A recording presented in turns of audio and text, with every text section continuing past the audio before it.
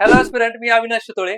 आपण पाठीमागच्या एका व्हिडिओमध्ये इलिमिनेशन मेथड आणि अप्रोच हा कसा सेट केलेला आहे कंबाईन लॉजिक बुस्टर पुस्तकामध्ये हे आपण पाहिलेलं आहे. आता ह्या व्हिडिओमध्ये आपण काय पाहणार आहोत? प्रेडिक्शन. कारण दिवसेंदिवस कट ऑफची पातळी वाढत आलेली आहे. त्या त्या गोष्टींचा सारासार विचार करून आपण प्रिव्हियस इयरच्या क्वेश्चनचा संदर्भ लक्षात घेऊन प्रेडिक्शनची मांडणी पुस्तकामध्ये केलेली आहे. तर कशी केलेली आहे तुम्हाला एक काही उदाहरण सांगतो. आता तुम्ही पाहत असाल की ह्याच्या अगोदर कॅग वरती प्रश्न आलेला होता, अटॉर्नी जनरल वरती क्वेश्चन आलेला होता. आता इलेक्शन कमिशन खूप चर्चेत आहे. तर प्रेडिक्शनच्या अँगलने इलेक्शन कमिशनवर प्रश्न येऊ शकतो. त्याचबरोबर तुम्ही एक पाहिलं असेल, एक बर्नौली प्रिन्सिपलच्या अँगलने क्वेश्चन आलता आणि आपण पुस्तकामध्ये ऍप्लिकेशन ऑफ बर्नौली प्रिन्सिपल ह्याच्यावर एक क्वेश्चन आलेला होता. हे काही उदाहरणं दाखल देतो.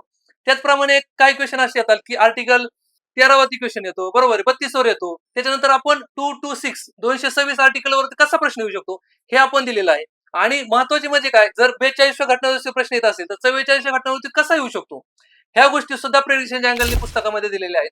त्यानंतर अजून एक गोष्ट तुम्हाला सांगायची की आपल्याला एक माहित असतं, एक्झाम जवळ आल्यानंतर आपल्याला अडचण अशी होती की रिव्हिजनसाठी नोट्स असतात.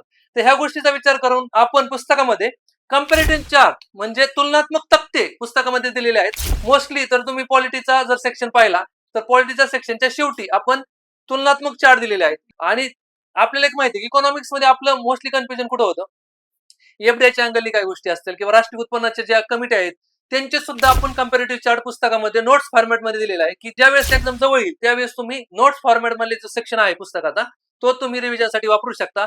आणि त्या गोष्टीचा प्रिडिक्शनच्या अँगलनी तुम्हाला एक्झाम मध्ये नक्कीच फायदा होणार आहे. तर तुम्ही जो वर्ग जो पाठिंबा देताय पुस्तकासाठी त्याबद्दल सर्वांचे धन्यवाद.